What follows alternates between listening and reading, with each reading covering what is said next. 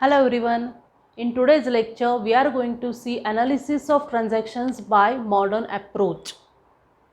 Before that, you must be very clear about classification of accounts by modern approach.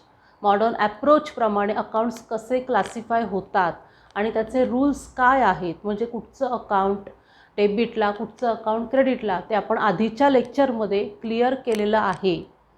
त्याची link description बॉक्समध्ये दिलेली आहे. जर बघितली नसेल तर ते आधी लेक्चर बघायचं आहे, त्याशिवाय आत्ताचे पॉईंट्स क्लिअर होणार नाही आहेत. Okay, so will start. First transaction is given commenced business with cash ₹70,000. Business start केलेला आहे, म्हणजेच आपण बिझनेसमध्ये कॅश आणलेली आहे. आपण आधी पण डिस्कस केलेलं होतं, जेव्हा कमिन्स्ड बिझनेस और बिझनेस स्टार्टेड असे जे वर्ड्स असतात तेव्हा तिथे कुठचं अकाउंट येतं? Capital account, right. म्हणजेच इथे आता कुठचं अकाउंट येणार आहे? Capital account and cash account. कारण बिझनेसमध्ये आपण कॅश इंट्रोड्यूस केलेली आहे किंवा बिझनेसमध्ये कॅश आणलेली आहे. कॅश आणि कॅपिटल, राईट. ह्या दोन अकाउंटचा इफेक्ट काय होणार आहे तो आपण बघणार आहोत. कॅश बिझनेसमध्ये आलेली आहे का की गेलेली आहे?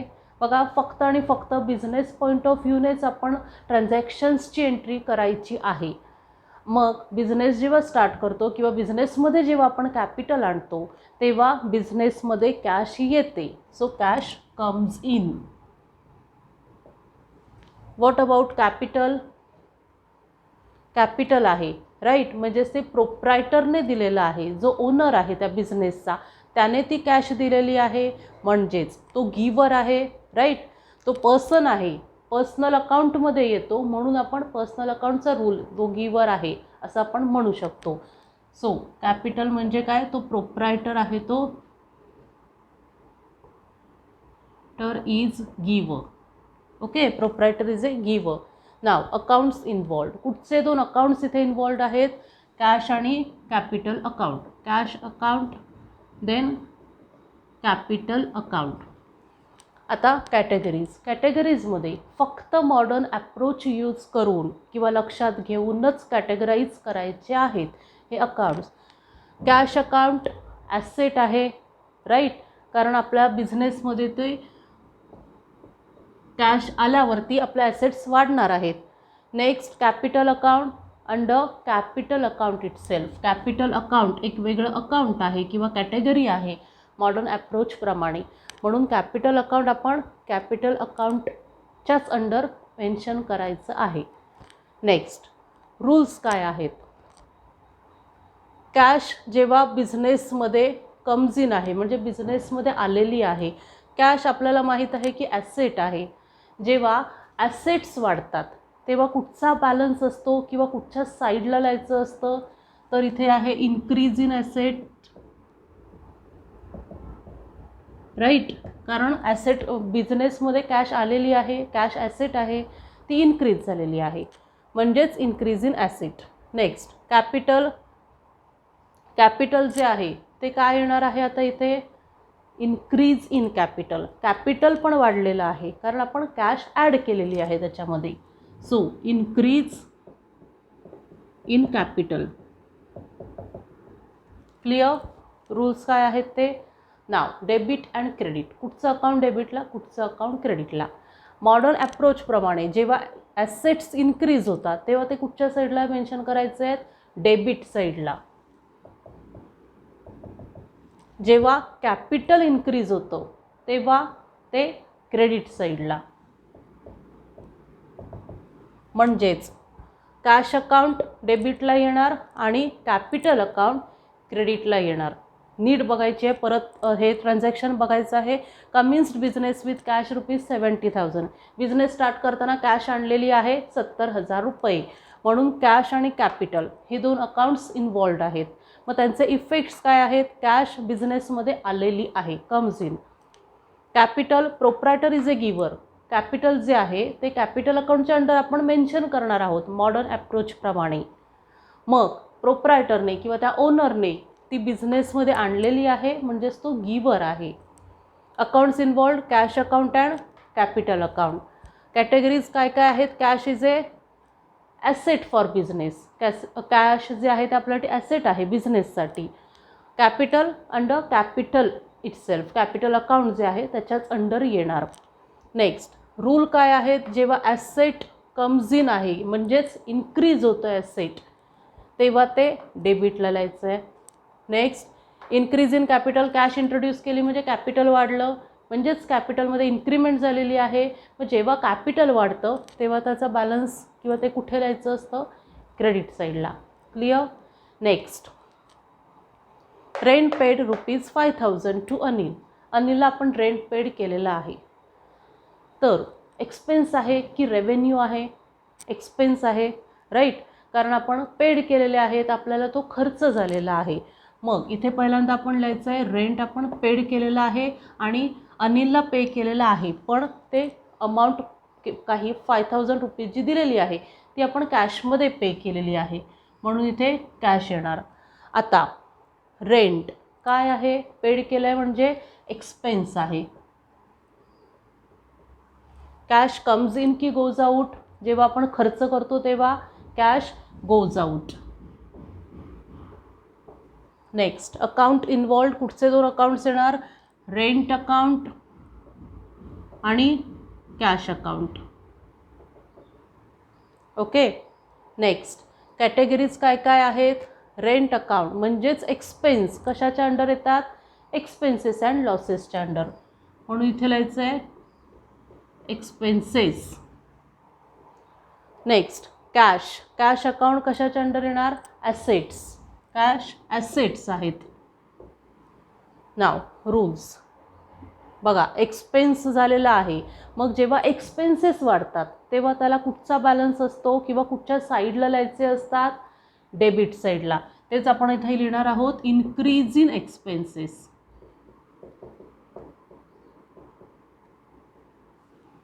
खर्च झालेला आहे म्हणजेच आपल्या खर्चामध्ये वाढ झालेली आहे. कॅश काय झालेलं आहे, आपली कॅश गेलेली आहे कारण आपण रेंट पेड केलेला आहे म्हणजेच डिक्रीज इन ॲसेट.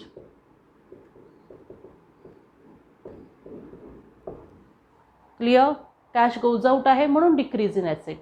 आता जेव्हा एक्सपेन्सेस वाढतात, इन्क्रीज इन एक्सपेन्सेस असतात तेव्हा कुठच्या साईडला लिहायचे असतात, डेबिट साईडला. इन्क्रीज इन ॲसेट डेबिटला, मग डिक्रीज इन ॲसेट्स क्रेडिट साईडला. Clear. Next withdrew cash from bank ₹10,000 for office use. Office यूजसाठी काढलेली आहे म्हणजे बिझनेससाठीच ती कॅश काढलेली आहे. म्हणजेच कुठचे दोन अकाउंट्स इथे रिफ्लेक्ट होणार आहेत, पहिल्यांदा कॅश अकाउंट आणि बँकमधून ती कॅश काढलेली आहे म्हणून बँक अकाउंट. आणि इथे दिलेलं आहे for office use.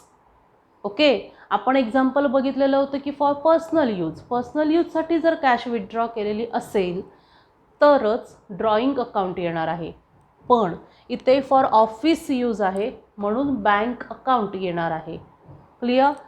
Now effects काय काय होणार आहेत, withdrew cash from bank, cash आपण काढलेली आहे बँकमधून म्हणजेच बिझनेसमध्ये कॅश आलेली आहे की गेलेली आहे, cash comes in to business, बिझनेसमध्ये कॅश आलेली आहे कारण आपण ती काढलेली आहे बँकमधून, cash comes in.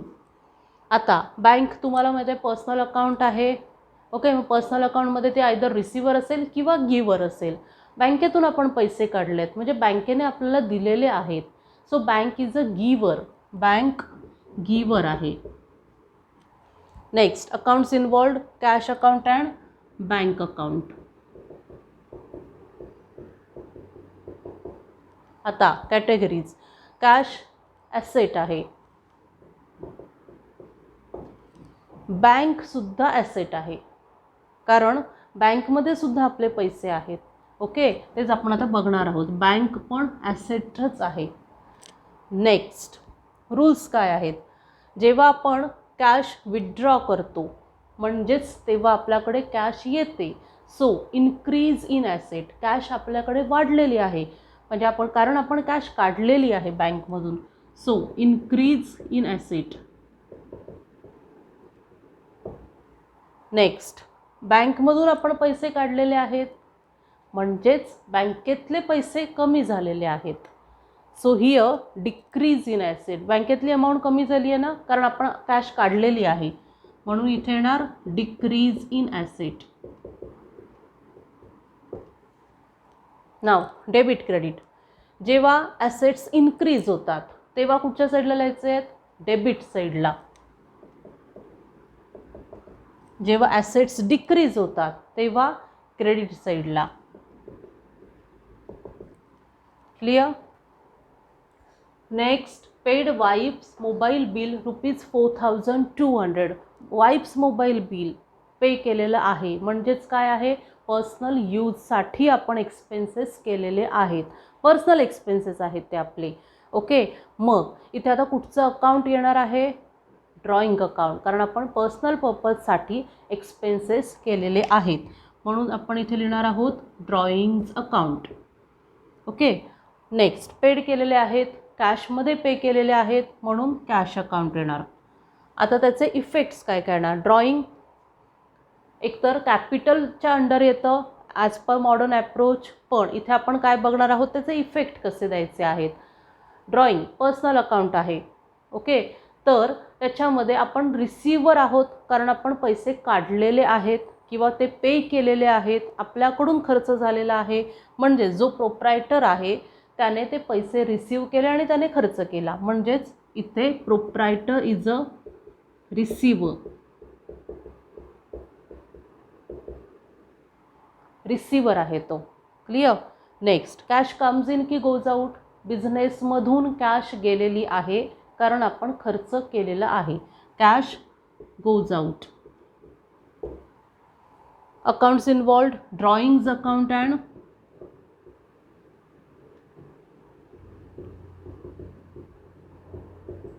cash account. Next, categories, drawing account comes under capital account. Capital जे आहे कॅटेगरी आहे त्याच्या अंडर ड्रॉइंग अकाउंट येतो. Cash assets.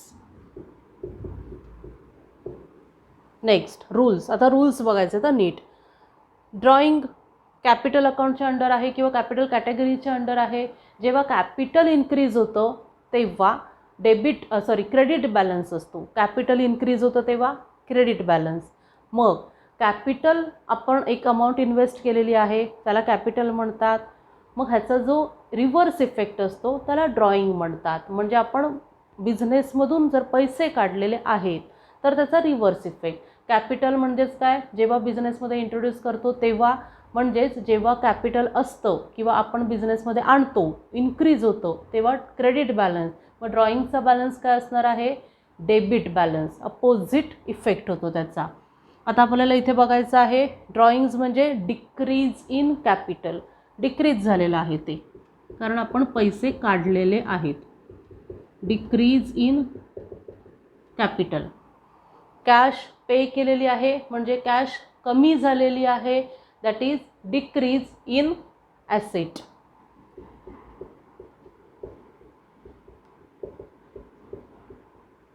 आता कॅपिटलचा बॅलन्स कुठचा असतो किंवा कॅपिटल कुठच्या साईडला लिहायचं असतं, जेव्हा इन्क्रीज होतं तेव्हा क्रेडिटला, मग जेव्हा डिक्रीज होईल तेव्हा डेबिटला. म्हणून आपण इथे लिहिणार आहोत डेबिट, कारण इथे डिक्रीज इन कॅपिटल आहे. डिक्रीज इन ॲसेट, ॲसेट्स जेव्हा वाढतात तेव्हा डेबिटला, मग ॲसेट्स जेव्हा कमी होतात तेव्हा क्रेडिटला. Clear. Next, purchase goods from Sunil ₹13,000. आता इथे नीट बघायचं आहे, गुड्स परचेस केलेले आहेत सुनीलकडून. कॅश पेड हा वर्ड आहे का तिथे, नाही, म्हणजेच आपण कॅश ट्रान्झॅक्शन केलेलं नाही आहे तर क्रेडिट ट्रान्झॅक्शन केलेलं आहे. गुड्स परचेस केलेत म्हणजे कुठचं अकाउंट येणार, purchase account. So we have to write here purchase. Cash account येणार नाही आहे कारण आपण ते कॅश पे केलेली नाही आहे. जर इथे कॅश पेड असतं तर आपण इथे कॅश अकाउंट लिहिलं असतं, पण इथे डायरेक्टली त्यांनी असं दिलं आहे की परचेस गुड्स फ्रॉम सुनील ₹13,000. सुनीलकडून परचेस केले आहेत म्हणजे सुनीलने ते आपल्याला दिलेले आहेत, म्हणून आपण इथे लिहिणार आहोत सुनील.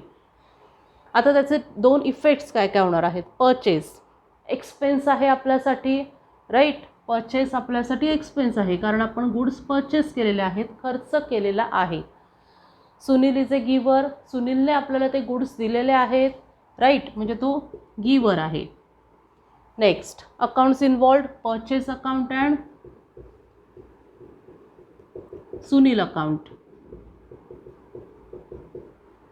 कॅटेगरीज, परचेस अकाउंट काय आहे, एक्सपेन्सेस अँड लॉसेसच्या अंडर येतं.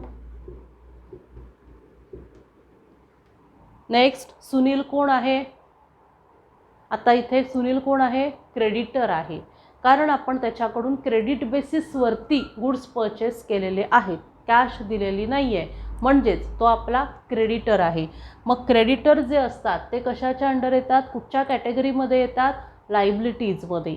म्हणून इथे लिहायचं आहे liabilities as per modern approach. Modern ॲप्रोचप्रमाणे आपण बघतोय म्हणून इथे लायबिलिटीज आलेला आहे, कारण सुनील आपला क्रेडिटर आहे.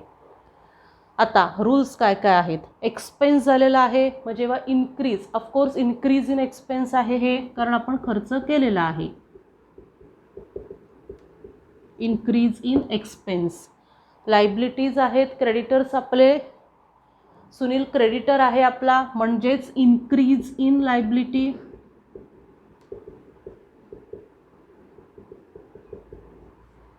राईट, आपलं कर्ज वाढलेलं आहे कारण आपल्याला फ्युचरमध्ये त्याला पैसे द्यायचे आहेत.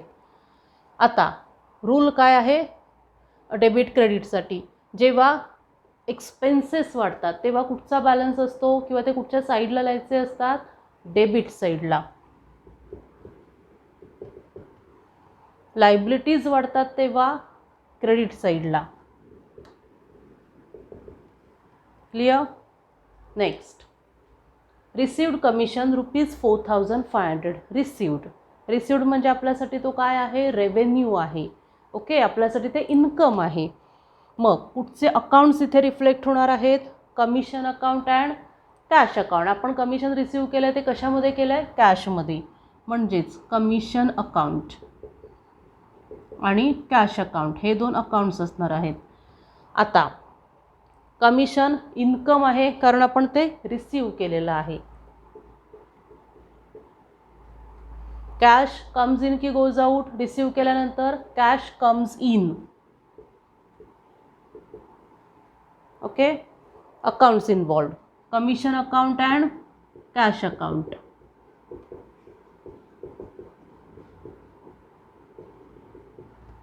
Next categories. कमिशन काय आहे, इन्कम आहे, मग ते कशामध्ये येणार, रेव्हेन्यूज अँड गेन्समध्ये.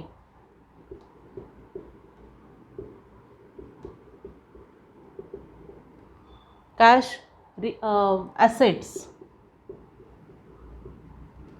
नाव रूल, जेव्हा रेव्हेन्यू वाढतो, म्हणजे इथे ॲक्च्युली रेव्हेन्यू वाढलेला आहे कारण आपण तो रिसिव्ह केलेला आहे, सो इन्क्रीज इन रेव्हेन्यू.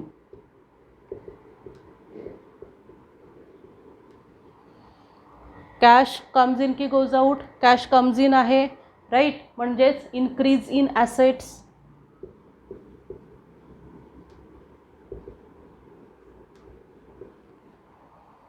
नाव जेव्हा रेव्हेन्यू वाढतो तेव्हा क्रेडिटला लिहायचा असतो, म्हणून इथे आपण लिहिणार आहोत credit. Increase in revenue credit साईडला, इन्क्रीज इन ॲसेट डेबिट साईडला. क्लिअर. हे जे सगळं आपण ॲनालिसिस केलेलं आहे ते मॉडर्न ॲप्रोचच्या बेसवरती केलेलं आहे. त्याच्यासाठी क्लासिफिकेशन ऑफ अकाउंट्स आणि त्याचे रूल्स जे आपण इझिली एक्सप्लेन केलेले आहेत आधीच्या लेक्चरमध्ये ते क्लिअर करायचे आहेत, तरच हे सगळे पॉईंट्स क्लिअर होतील. Okay, so will stop here today and if you have any doubts or any problems or any queries please comment in comment box. Thank you.